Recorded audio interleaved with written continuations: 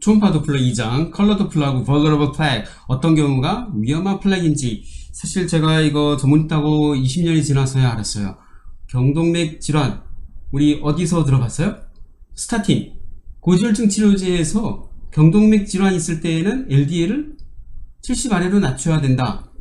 이거 제가 여담으로 말씀드리는데, 뭐 30세 젊은 여자고 날씬한데 검진해가지고 LDL 뭐 한 160 나왔고 HDL도 높고 뭐 TG도 정상인데, 뭐 TG 여러분 HD TG 레이쇼 중요하거든요. 정상인데 뭐 LDL이 160 넘는다 그래가지고 스타틴 먹고 그래가지고 온 사람들도 있어요. 하간 적절하게 지동경이라고 지질동맥경화 학회에 가게 되면은 가이드라인이 있으니까 꼭 한번 찾아봤으면 좋겠고요. 가이드라인에 맞춰서 써야지 되겠고, 이 고지혈증약 이렇게 맘대로 많이 쓰다 보니까 요즘에 유튜브나 아니면은 어떤 블로그에서 가십거리로 고지혈증약 음모론 그러면서 이제 그 부작용 막 과대평가해가지고 환자들 약 못 먹게 하고 그 다음에 의사 신뢰를 많이 깨는 그런 경우가 많이 있는데, 제대로 써야 됩니다. 여하간 좀 제가 잡소리가 많았는데, vulnerable flag, 어떤 경우가 위험한 플래그이고 경동맥 질환이 어떤 건지 그걸 알아야 되거든요. 자, 그럼 경동맥 초음파 지난 1장에서 얘기했는데요. 경동맥 초음파는 이 순서대로 나갑니다. 2D를 보고 컬러 플로우를 보고 펄스 도플러. 잠깐 리마인드 하는 개념에서 살펴보면은 2D를 봐서 형태를 보는 거죠. CCA 보고 bifurcation 보고 ICA, ECA, 이건 좀 이쁘게 나왔는데 이렇게 이쁘게 나오는 경우가 그리 많진 않아요. 여하간 이렇게 확인을 했으면 좋겠고, 사람들마다 다 달라요. 생김새도 다르고 성격도 다르고 유전자도 다르고, 그래서 이렇게 이쁘게 보이는 경우도 있지만 그렇지 않는 경우가 대부분이다. 알았으면 좋겠고, 컬러 플로우를 봐서 헤모다이나믹한 이러한 플로우를 이해를 해야 되고, 펄스 도플러를 봐서 정확한 혈류 속도를 계측을 해서 이게 시비어 스테노시스인지 아니면은 마일드 스테노시스인지 아니면 어클루전인지를 확인을 해야 돼요.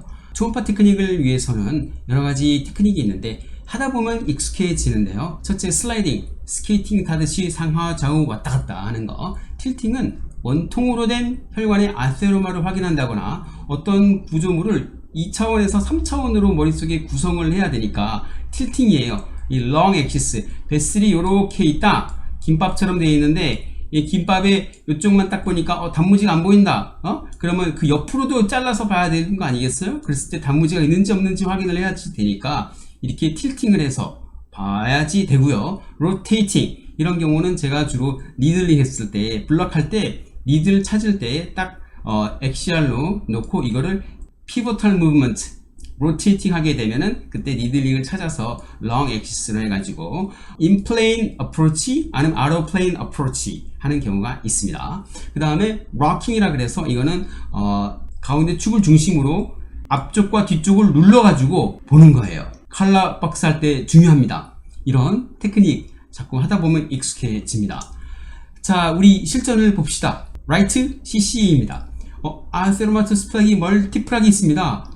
이럴 때 스테노시스가 과연 얼마가 될까요? 여기를 측정해야 될까요? 여기를 측정해야 될까요? 물론 가장 심한 데를 측정을 해야 되겠죠. 하지만 이건 2차원적인데 만일에 이 옆에, 이 초음파가 투과하지 이 옆에, 이게 앞이고 뒤라고 했을 때요, 그때 거기 아테로마가 있을 때 어떻게 해석을 해야 되느냐, 그리고 또 과연 이런 경우는 약간 좀 하얗게 보이는 이런 경우는 어떤 경우인가, 정상 소견인가, 아티팩트인가, 아니면 실제로 뭔가 있는 건가, 어떻게 알아야 되겠어요? 이렇게 그림처럼 이쁘게 좀 나오면 되겠지만 실제로 그렇지가 않죠. 그렇기 때문에 여기에 컬러를 띄워봐야지 되겠고, 아까 말씀드린 앞선 슬라이드에서 나온 이러한 테크닉을 통해서 아테로마를 확인을 해야 돼요. 자, 제가 말씀드리고자 하는 것은 컬러를 보는 건데, 컬러를 알기 위해서 우리가 아티팩트를 알아야 돼요. 이 아티팩트가 이게 중요한데요. 이 아티팩트를 알려고 그러면 원리를 짚고 넘어가지 않을 수가 없어요. 한번 봅시다. 영어로 나왔는데 Pulsing Characteristics for Piezoelectric Transducer. Piezoelectric Transducer, 이 말을 알아야 돼요. 압력을 줬을 때, 압력을 주게 되면은 양전하와 음전하가 재배치를 하면서 거기서 전류가 나와요. 앞전기 소자라고 해요. 앞전기 소자. Piezoelectric Transducer. 이것을 우리 초음파 트랜스듀서 앞에다가 이렇게 까는 거예요. 이 피조엘렉트릭 엘리먼트를 앞에 나란히 깔아가지고 이거를 만드는데 초음파 기계 가운데 프로브가 비싸죠. 프로브가 비싸요. 예. 자, 이 원리를 이용해서 하는 건데 이 피조엘렉트릭 트랜스듀서가 어떻게 역할을 하는지 펄스 에코 펄싱 펄스 듀레이션이라는 거는 이제 초음파에서 펄스 피조엘렉트릭에 압력을 가하게 되면 트랜스듀서에서 파가 나오죠. 그 파가 나갔다가 들어오는 건데 그 파가 나올 때의 그 듀레이션을 펄스 듀레이션이라고 그러고 야호 한 다음에 뒤로 들을 때의 그 시기가 receiving phase예요. 무전기에서는 말하고 듣고 이것이 동시에 안 되잖아요. 초음파도 그렇게 되거든요. 그래서 펄스 듀레이션이라는 거는 신호를 보내는 거고 receiving phase라는 거는 보낸 신호를 받아들이는 그 시기인데 이 펄스 듀레이션이 어느 정도로 세밀하게 돼야 되냐면은 less than 1 microsecond. microsecond라는 건 10의 마이너스 6승이죠. 10의 마이너스 6승 세컨드로 해야지 제대로 된 스페셜 레졸루션 해상도를 구현할 수가 있대요. 근데 비싼 거는 이거보다 더 섬세하겠죠. 이게 펄스 듀레이션이고 그 다음에 receiving phase고 이 한번 이 펄스에서 receiving phase 여기까지를 펄스 repetition period라고 하게 되겠고 frequency는 이거를 1에서 나눈 거죠. 그러니까 frequency죠. 물리학의 놀라운 발전입니다. 이거를 왜 알아야 되느냐? 아티팩트를 좀 이해할 때 중요하거든요. 자, 이걸 봅시다. 이거는 니어 컬러터 아티팩트인데 아티팩트가 이거 말고 또 여러 가지가 있지만 몇 가지만 살펴볼게요. 니어 컬러터 아티팩트라는 거는 이 초음파 웨이브가 가까운 데에 딱 반사돼서 계속 왔다 갔다 reverberation 되는 거예요. reverberation. 계속 진동자처럼 왔다 갔다 하다 보니까 짧은 단거리에서는 해상도 결정하기가 많이 어려워요. 여러분 단거리 스포츠 생각하시면 되겠어요. 수영이지만 수영도 단거리 또는 단거리 달리기 할 때에는 슬로우 비디오로 짧은 그 순간에 일어나는 일들을 갖다가 해석을 해야 되는데 해석을 해야 되는 그 시그널이 많기 때문에 기계가 해석하는데 어려움이 있죠. 그래서 Near Field Clutter Artifact라고 이렇게 나타나게 됩니다. 아티팩트죠. 물론 기계가 비싸고 좋으면은 해상도가 좋아서 이런 게 점점 없어져요. 그 다음에 알아야 될 게 reverberation, 진동자 아티팩트인데 이것의 원리는요. 이 그림을 봅시다. 두 개의 덴스 레이어가 있었을 때에 한 레이어를 통과해서 나오는 반사된 웨이브가 하나 형성이 되겠고 그 다음 조금 깊은 데서 반사돼서 나오는데 또 여기서 반사돼서 일부는 내려가겠고 일부는 위로 올라가죠. 조금 약화가 된 게 조금 나오게 되겠고 그 다음에 조금 또 반사돼서 또 일부는 더 반사되고 진동되는 거, reverberation 되고 나중에 또 나오죠. 그럼 조금 더 나중에 약한 웨이브가 나오죠. 그렇듯이 first reverberation, second reverberation, third reverberation 이렇게 해서 나오는 게 reverberation artifact라는 거예요. 그래서 이렇게 레이어가 나온다는 거, 이거 reverberation artifact라는 거. 다음에 알아야 될 artifact는 edge artifact. 베슬월이 리피드죠. 예, 초음파가 통과하기 제일 쉬운 것은 물이에요. 물. 지방은 좀 잘 못 통과해요. 여러분들 물장구라 그럴까요? 물방개라 그럴까요? 돌을 호숫가에 딱 던지면은 파동이 팍 퍼지면서 물이 쫙 퍼지죠. 쓰나미 생각하시면 돼요. 쓰나미가 밀려올 때 그 속도가 시속 500km인가? 예. 근데 이 지방층이라고 생각해 봤어요.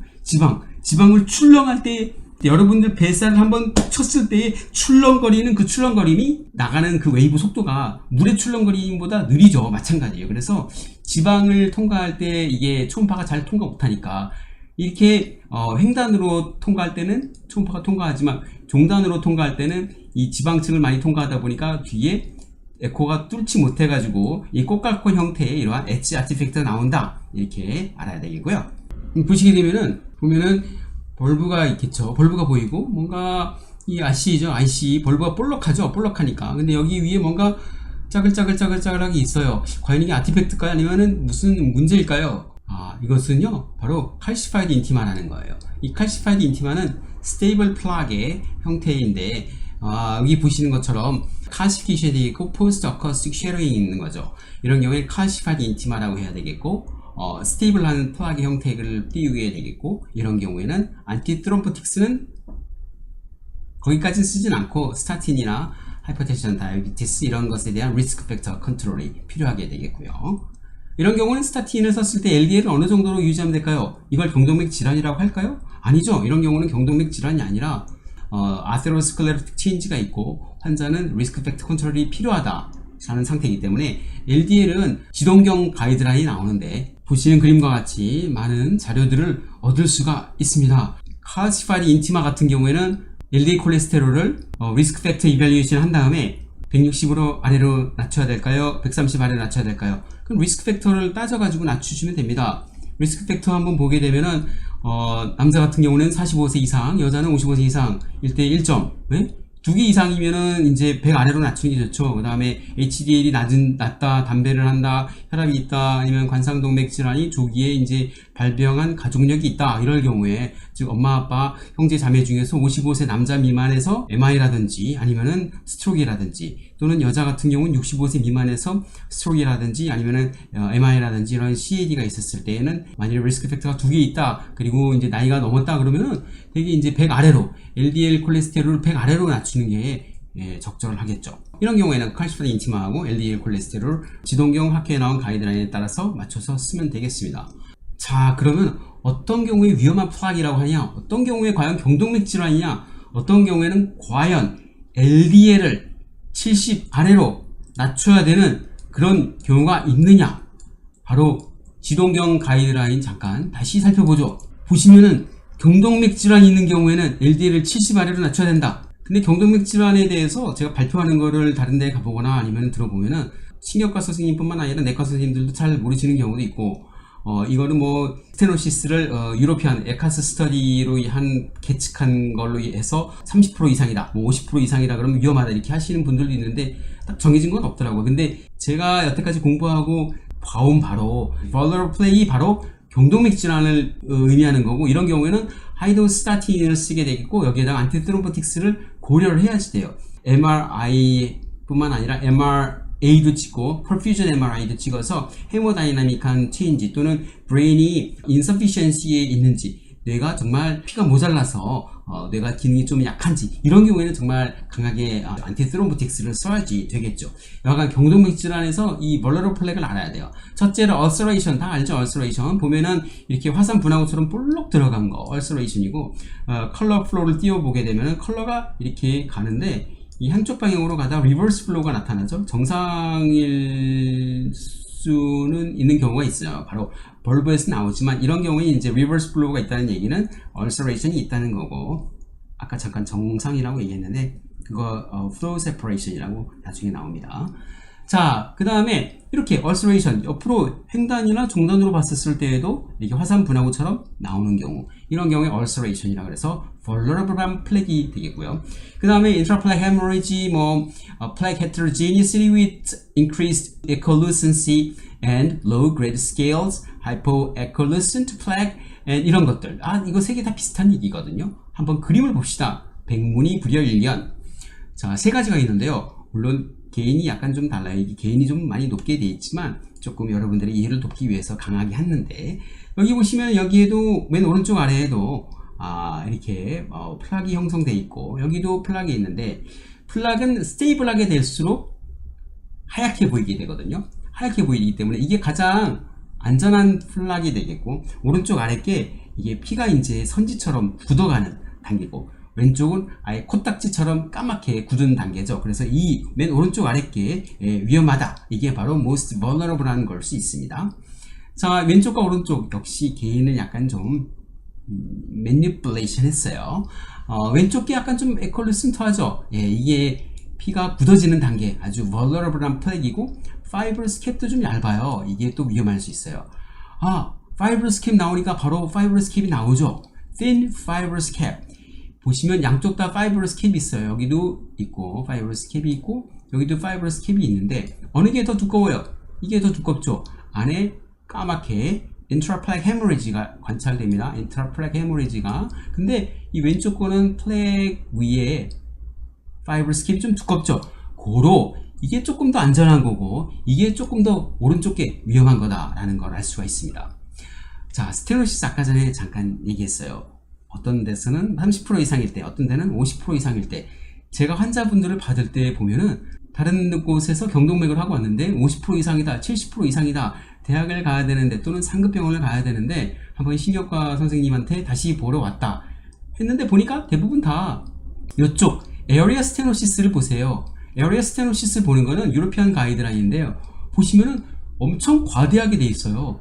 유로피안 가이드라인은요, 요 바로 아세로마가 바깥쪽으로도 볼록 나오는데 요 C에서 좁아진 B를 보는 거, 이 루멘의 B가 남아있는, C에서 B가 남아있는 거를 보는 거고, 나셋 가이드라인은 요 A에서 B를 보는 거거든요. 결국은 자세히 보면은 어느 게 더 과장되겠어요. 그렇죠. 유로피안 가이드라인이 과장돼 보이는데 대부분의 클리닉에서는 다 이 유로피안 가이드라인으로 해가지고 아주 심하다고 환자들한테 겁주고 오는 경우 있어요.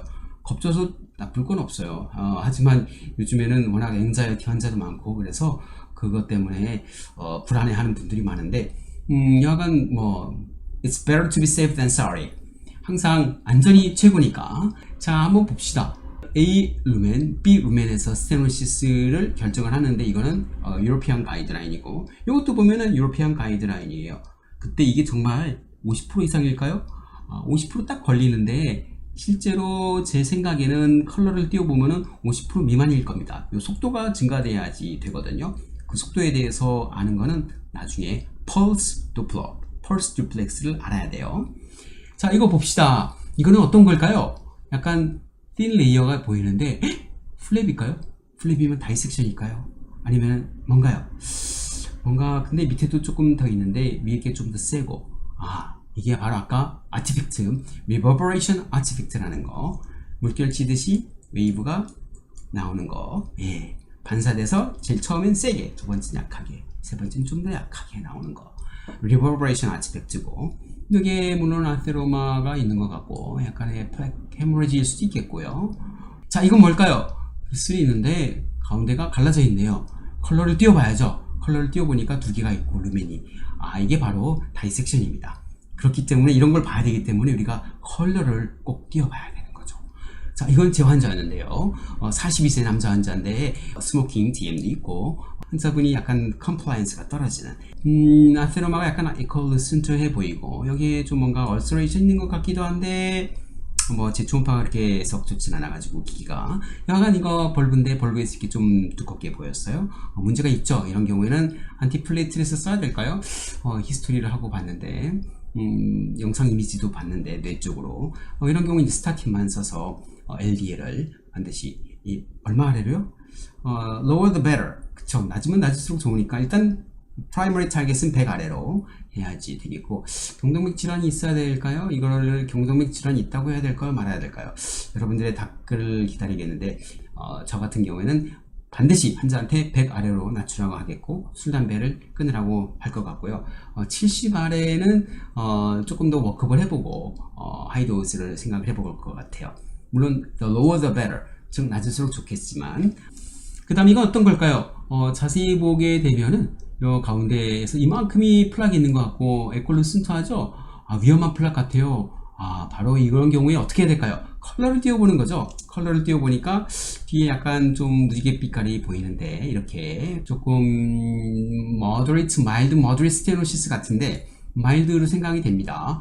자세한 건 여기다가 펄스를 띄워보고 했으면 좋겠는데 여기도 펄스를 띄워보고 여기도 펄스를 띄워보고 펄스 띄워봐서 속도를 계측을 하게 되면은 이게 과연 정말 위험하긴 위험하지만 이게 정말 시리어스한 스테노시스인지 아닌지를 알 수 있겠죠.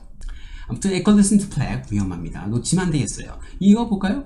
자, ICA가 있고 여기 CCA죠. CCA가 있는 멀티플 플렉이 있어요. 그 다음 ICA로 가고 이건 ECA 같아요. 밑으로 가는 이거는 이제 CCA죠. 이렇게 복잡하게 있었을 때 과연 어떻게 해야 될까요? 바로 컬러를 띄워봐야 되겠죠. 도플러는 학교 다닐 때 배웠던 거를 복습을 하게 되면 앰뷸런스가 다가오면은 처음에는 하이 프리퀀시로 오다가 멀리 떨어지면서 점점 로우 프리퀀시로 되죠. 이게 바로 도플러 이펙트인데 이런 도플러의 시프팅을 이용해서 우리가 바로 혈류의 속도를 계산할 수 있어요. 왜 그렇게 되는지 궁금하신 분들은 조금 더 봐주시면 되겠어요. 일단은 도플러는 가까이 다가오는 경우에는 빨간색으로 표시를 하게 되겠고 멀어지는 거는 파란색으로 표시를 하는데 기계의 세팅 값에 따라 달라요.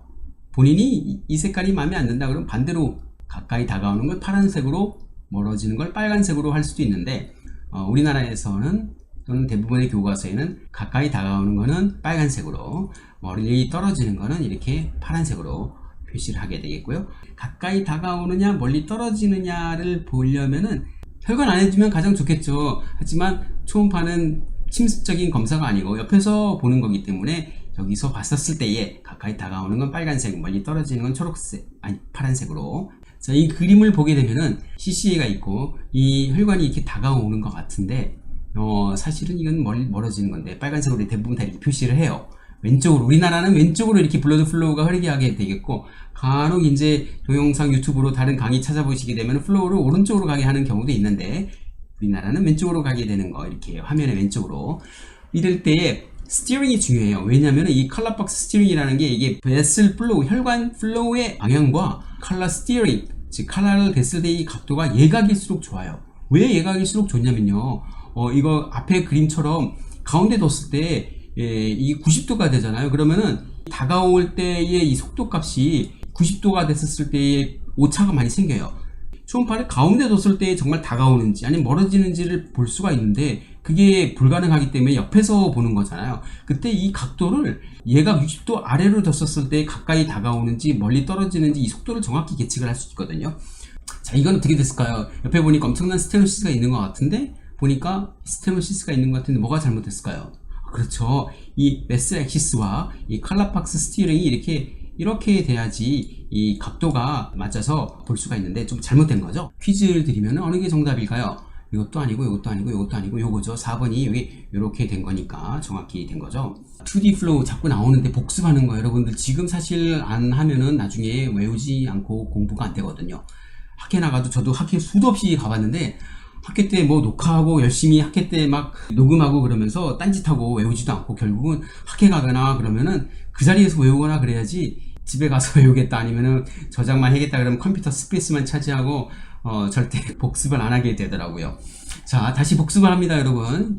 여기가 CC가 있고 벌브가 이렇게 있으니까 벌브가 있으니까 뭔가 이게 IC 같은데 이것만 보면 착각이에요. IC 이렇게 각도를 돌려봐서 IC가 아니라 이거는 EC예요. 왜 브랜치가 있어요. 브랜치가 이렇게 브랜치가 있고 IC보다는 루멘이 작고 분지 혈관이 있고 엔테로미디알 상상을 하세요. 하지만 사람들마다 다 달라요. 그 다음에 급격한 시스톨릭 P, 이 말이 무슨 말이냐? 컬러를 띄워봤을 때 엑시스가 맞죠? 이게 이게 블러드 베슬 방향이고 컬러 박스의 예각이죠. 60도 미만으로 됐을 때 이 업시스톨릭, 이게 액셀러레이션 타임인데 액셀러레이션 타임이 짧고 그 다음에 이게 시스톨릭 픽이 아주 급격해요. 예, 이 말은 레지스턴스가 높다는 얘기, 저항이 높다는 얘기예요. 그 다음에 저항이 높다는 얘기는 이 픽 시스톨릭과 엔드 다이스톨릭이 또 차이가 크다는 거죠. 나이가 들수록 펄스 프레셔가 증가하듯이. 하지만 IC 같은 경우는 이게 완만하게 올라가고 액셀러레이션 타이밍이 좀 완만하고 그 다음에 픽 시스톨릭과 엔드 다이스톨릭이 차이가 별로 없는, 즉 low resistance라는 거 다시 눈에 발라야 돼요. 자, 이거 잠깐 앞에서 살짝 언급하고 넘어가는데 이게 리버스 플로우라고 생각할 수 있지만 벌브에서는 이 벌브가 볼록 나오는 혈류가 셀 때 리버스 플로우처럼 이렇게 컬러가 변할 수가 있어요. 이런 경우 정상이라고 아시면 되겠어요. 그런데 여기 보시게 되면 이 혈관 가운데 이렇게 연두색으로 이쁘게 보이는 이거는 뭘까요? 이것도 아티팩트인데요. 어떤 아티팩트냐면은 이 초음파가 비싸고 뭐 좋은 경우에는 이런 아티팩트 덜 생기는데 컬러 플로우의 그 스케일을 갖다가 1세크에 뭐 60cm per 세크 이 스케일 갖다가 뭐 100까지도 조절할 수 있고 뭐 그래요. 1초에 몇 cm까지 가느냐 이 스케일을 갖다가 조절하는 거예요. 스케일을 조절해서 맞추면 되는데 스케일을 100으로 최대로 했는데도 이렇게 보인다 그러면 정말 속도가 빠른 건데 이게 스케일을 좀 낮게 했을 때 이렇게 보일 수 있어요. 그게 바로 엘리에이징 그 아티팩트랑 나이퀘스트 리미트라고 그걸 알아야 돼요.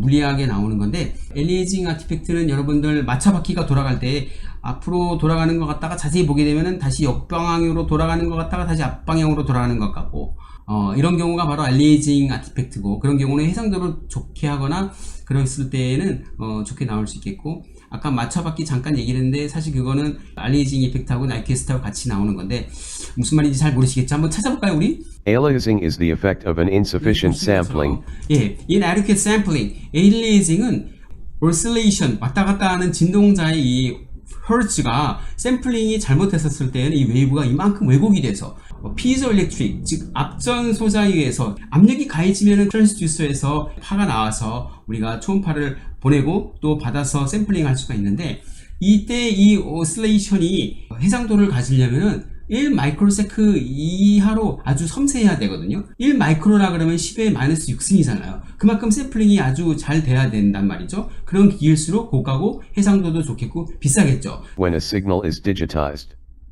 the effect 자, 이거는 뭐냐면요. 이 샘플링이 이 허츠, 정확한 허츠와 정확히 이제 1대1. 여기 보시면 하나, 둘, 셋 이것의 헤르츠와 샘플링이 헤르츠하고 똑같았을 때에는 이게 일자가 된다라는 거고. results in a can be any 이거는 이제 아까 방금 얘기한 건데 이게 조금 더 샘플링의 숫자가 좀 일찍 됐을 때는 사인 코사인 커브로 이렇게 왜곡이 돼서 나타날 수 있는 것이고. 그래서 나이퀴스트 리미트라는 거는 왔다 갔다 하는 오실레이션의 헐츠를 갖다가 정확히 하려 그러면은 최소 샘플링 프리퀀시의 2배 이상이어야지만이 정확한 샘플링이 될 수 있다는 거예요. 2배 했을 때 이렇게 정확히 샘플링이 되죠. 직선으로 이렇게 점점으로 걷을 때 나오는 웨이브는 곡선은 아니지만 그래도 지그재그해서 오실레이션의 프리퀀시가 같겠죠. aliasing could happen in 대표적인 moving 게 이제 비행기 여기 나오는 것처럼 프로펠러가 반대로 가기도 하고 아니면 이렇게 프로펠러가 잘 안 보이는 것처럼 in a situation called wagon wheel wagon wheel, 즉 마차 바퀴처럼 바퀴가 갈 때 앞으로 가는 것처럼 보이다가 뒤로 가는 것처럼 보이다가 나중에는 stationary, 즉 멈춰 있는 것처럼 보일 수 있게 되거든요. 이것이 디지털 시내도 마찬가지예요. 디지털 텍스트 A라는 게 이렇게 찌그러질 수도 있겠고, 우리 신경과에서 뇌파 하시는 분들은 아시겠지만 아날로그 뇌파에는 이런 게 없었는데 디지털 뇌파에서는 필터링이 있죠. low frequency filtering, high frequency filtering으로 하다 보면은 이 웨이브가 어떻게 변하는지 바로 직접 체험을 할 수 있고 배울 수가 있을 겁니다. 오디오도 마찬가지예요. 이렇게 나타나는 거죠. 이 오디오가 제대로 texts and pictures, causing them to look blurry. Aliasing happens in acoustic too. It translates to poor sound quality and static. 그래서 이게 엘리에이징 이펙트가 이렇게 나타나서 컬러 도플러에서 이렇게 가운데 색깔이 이런 식으로 나타날 수 있어요. 기계가 비쌀수록 또 이렇게 나왔을 때는 컬러 스케일을 갖다가 좀 넓히는 거예요. 샘플링 할 때 10cm 아니라 100cm per sec로 해가지고 컬러 박스를 띄워보면은 되게 이런 경우가 많이 없어지는데, 그럼에도 불구하고 이렇게 나올 경우에는 이제 샘플링 프리퀀시의 한계라는 것을 아셔야 돼요. 자, 다음도 정상 소견인데 벌브 에어리어죠. 여기 리버스 플로우가 보이는데 이쪽에 이렇게 보이는 거는 플로우 세퍼레이션에 의한 정상적인 소견이다. 이거 아시면 되겠고요. 이거는 보시면 스테노틱 리전이 있는 것 같은데 이 환자는 벌브가 꽤 크죠. 항아리가 볼록 나온 것처럼 여기는 ECA이고 여기는 이제 ICA이고 다시 복습하면은 ICA가 ECA보다는 직경이 크죠. 근데 여기 보면은 막 뭔가 스테노틱한 것 같은데 여기는 바로 플로우 세퍼레이션이라는 거, 정상 소견일 수 있다는 거예요. 자, 이런 경우는 어떨까요? 정상은 아니죠. 왼쪽에서 보면은 아테로마가 완천이 되겠고 거기에 대보니까 컬러가 나오는데 컬러에서 특별한 색깔의 변화는 없으니까 이건 마일드 스테노시스겠구나 이렇게 예측할 수 있겠고요. 정확한 걸 보려면은 오늘 얘기할 펄스 도플러를 보면은 정확한 속도를 계측할 수 있어요. 자, 이건 어떨까요? 왼쪽에 보면은 유로피안 가이드는 따져보면은 최소 50% 이상은 스테노시스가 돼 보이죠. 그런데 컬러를 띄워보니까 색깔의 변화는 없어요. 이런 경우에는 마일드 스테노시스겠구나. 근데 정상으로 그런데 왼쪽 그림을 봤을 때에는 moderate 또는 severe 스테노시스 같은데 이렇게 컬러를 띄워서 확인하는 게 중요합니다. 다음 슬라이드. 이거는 보세요. 무지개빛처럼 또 연두색이나 이런 게 보이죠? 이거는 적어도 moderate stenosis, 50% 이상 스테노시스를 말해요. 자세히 보고 싶은데 자세히 보려면 여기다가 펄스 도플러를 띄워봐야 되겠고 여기에 속도를 측정해 봐야 돼요. 펄스 도플러를 띄워본다 그러면 여기서 속도를 측정을 하고 또 옆에 앞에 이 앞에 뒤에서 또 여기서도 속도를 측정을 해서 우리가 봐야지 정확한 이 스테노시스가 얼마나 됐는지 플로우 벨로시티를 측정을 할 수가 있어요. 중요합니다. 오늘 바로 얘기할 것이 이겁니다. 그래서 이거는 moderate stenosis. 이건 어떤 걸까요? 왼쪽을 보게 되면 아주 심한 협착이 있는 것처럼 보이는데 컬러를 띄워보니까 그렇게 색깔의 변화가 없어요. 이거는 mild stenosis다. moderate, severe 같은데 컬러를 띄워보니까 나오죠. 역시 컬러가 중요하다는 거죠. 이건 어떤 걸까요?